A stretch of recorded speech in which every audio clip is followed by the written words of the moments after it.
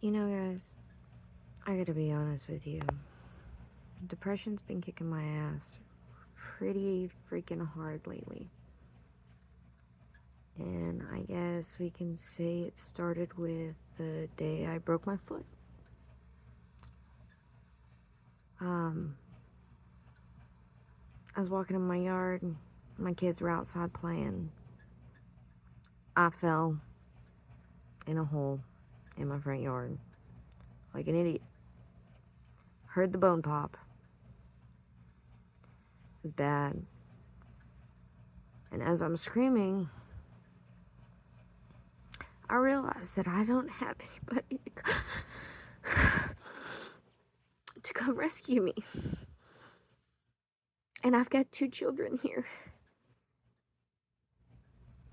Grant you, my son's 1, so he's just screaming, worried about me.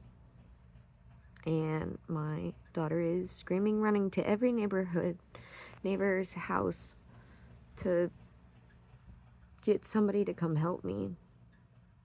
I didn't even want to call the ambulance because I knew nobody would be there to watch my kids or give me a ride home. And I was sitting there on the ground and I couldn't get up. It snapped. The bone was sticking out and everything. And I see one of my neighbors and he walks to the end of the road and he sees me. He sees me with my foot in the air and hears me screaming for help. And he turned around and went back inside of his house. And luckily my neighbors came over, you know. I had somebody to watch my kid. And then I had the ambulance take me when I knew I had somebody to be there for my kids. I get there, foot's broke, come home. Next day, I've got court. And I get to get put on the stand and badgered. And so that was a lot of fun. Really good for the trauma and PTSD, I'll tell you that much. And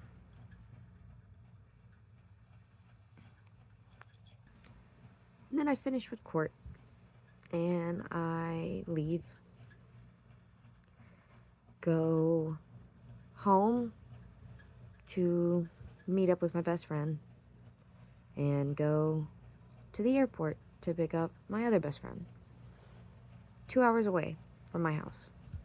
And whenever I get there, Nikki realizes that her best friend did some terrible things. And let's just say that I couldn't ride in the car with her on the way home after that. So I decided to stay there at the airport with me and my kids in the hot weather, broken foot. I can't bear weight on my crutches, on the foot at all. It's a big airport. I don't know if any of y'all's been to the Dallas airport, but it's pretty big. And personally, I had never been to an airport until that day, and it was awful. Just plain fucking awful. And because I was left up there and I didn't have a ride home with me and my children and my other friend, I spent every last dime I had made on my paycheck that I was supposed to pay my bills with for an Uber to get home. Didn't know Ubers were pretty fucking expensive, but apparently they are. So that's great. And then I am begging my boss to let me come to work, and that's not going to happen because Nikki can't do her job with a broken foot. That's fun. Grant you, I don't get like child support or anything like that. So I have no money flow. And bills are overdue now. So that's super great. not getting a check. So that's super great. And then,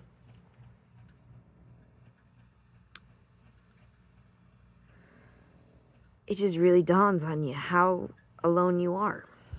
And even the people that are closest to you can be the ones who surprise you the most. And honestly, I think the worst struggles of it is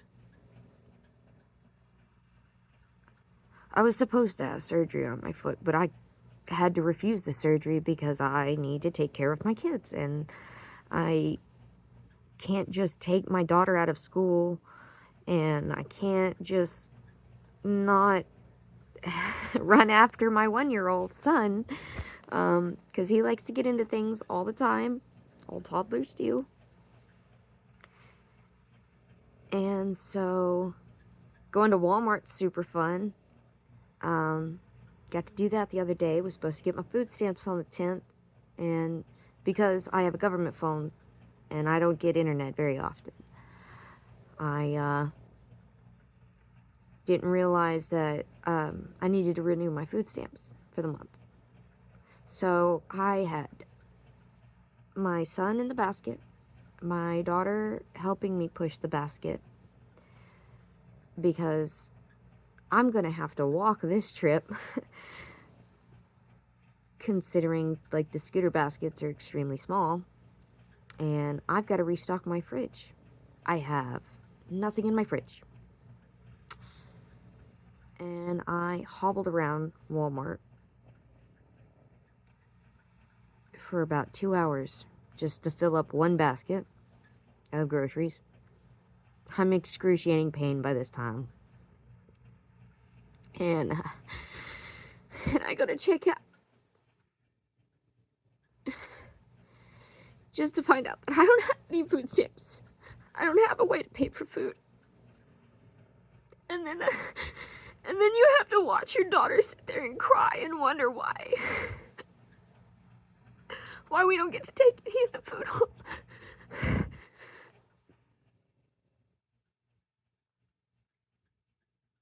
And honestly, I embarrassed myself just crying in front of all those people, but I couldn't help myself.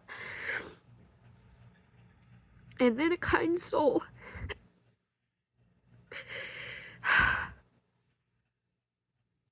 she came up and she offered to pay for some of my groceries. And another kind soul had walked up and she gave me $60 to go towards my groceries. And then, whenever I'm trying to pick out things from my basket that this lady might be able to afford to pay for me, of real money, by the way, grant you, my basket costs $318. And she turns to me. She says, "It's okay, take it." And she hands me a receipt.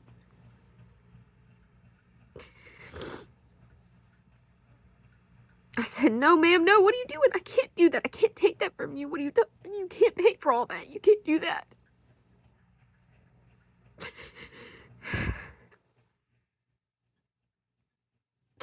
But they could see that I didn't have anybody. And for all of you single mothers out there, even without broken foots or disabilities, like, you guys are doing it on your own.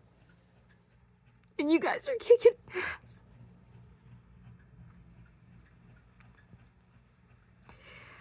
So I refused the surgery. That way I could go back to work.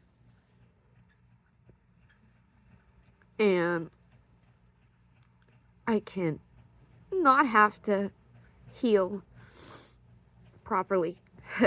No, for a longer period of time. Because I need to be able to take care of my children. I need to be able to hold down a job. I need to be able to pay my bills.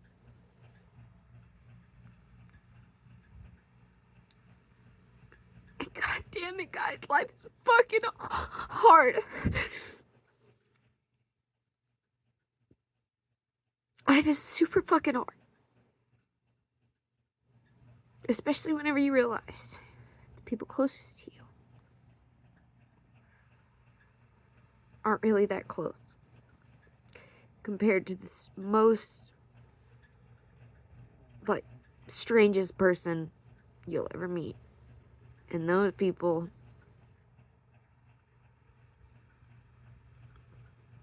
that's where it's at, man. I don't know what's wrong with this world. And PTSD is super fun, by the way. Basically my days go about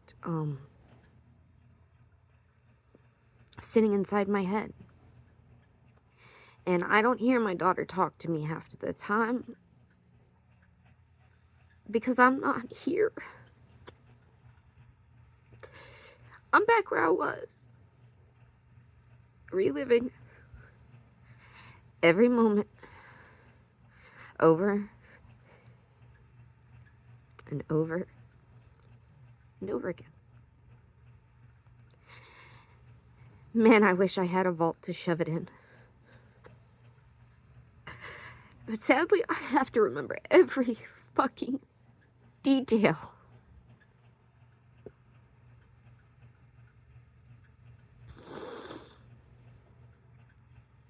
And that's the stuff you don't normally hear about come from people. You can see it and you can be like, wow, that person's really struggling. Like, look at her. Do you need help? Do you need help? No, I don't need help. Because I know I can do it on my own. Of course I want help, but I don't need it.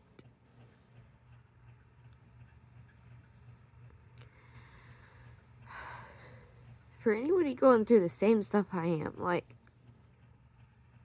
don't give up, man. Me, I have my kids. That's my drive. Find your drive, man. Oh, and anorexia is super fun, too. I love having to eat my food like it's medicine. So I don't have to taste it. Because if it has flavor, I will throw it up immediately as soon as it touches my mouth. I now weigh 155 pounds. I weighed close to 200.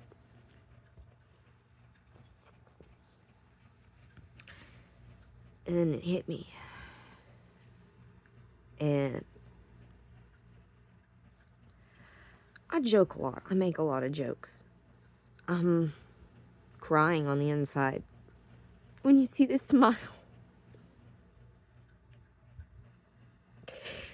I can promise you it's fake.